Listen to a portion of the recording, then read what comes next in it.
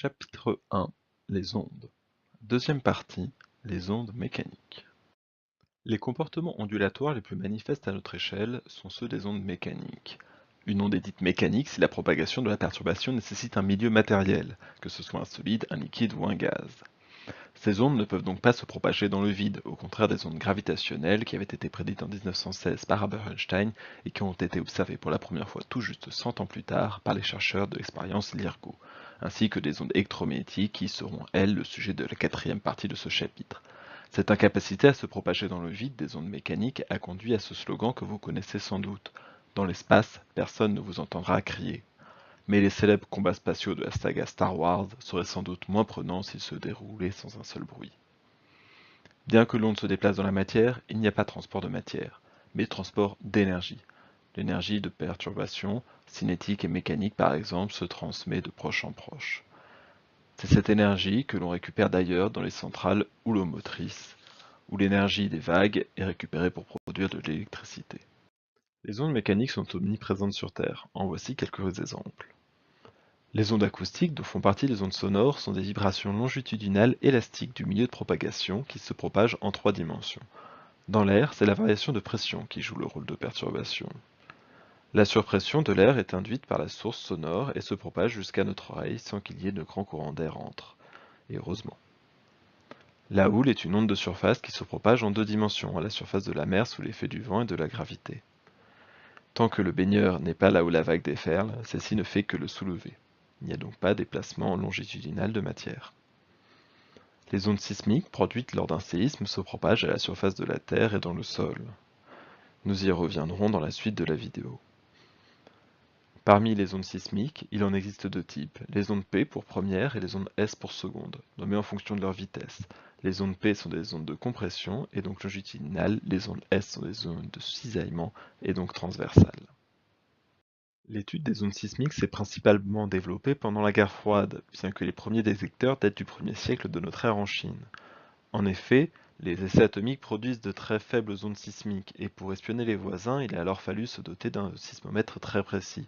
C'est le nom de l'appareil qui enregistre les vibrations du sol. Comme celui-ci du CEA, le Commissariat à l'énergie atomique, ce sont des objets complexes et perfectionnés.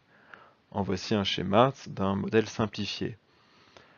Un poids est isolé du mouvement du sol et tient un stylet. Quand le sol bouge, la feuille de papier bouge, et le stylet écrit dessus. Ce n'est donc pas le poids qui bouge. L'enregistrement des vibrations du sol est appelé un sismographe.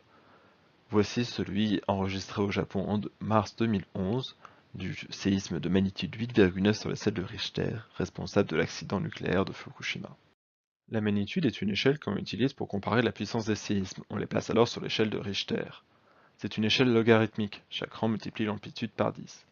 Voici un tableau qui reprend les différents types de séismes, leur magnitude, leurs effets et leur fréquence moyenne. N'hésitez pas à faire pause pour une lecture plus en détail. Pour calculer la magnitude, on dispose de la formule m, la magnitude, est égale au logarithme de l'amplitude maximale du séisme divisé par l'amplitude de référence, où Ymax désigne l'amplitude maximale du séisme et Y0 l'amplitude de référence. La notation log désigne la fonction logarithme, c'est la fonction inverse de la puissance de 10. La fonction logarithme est définie sur des réels positifs et a les propriétés suivantes.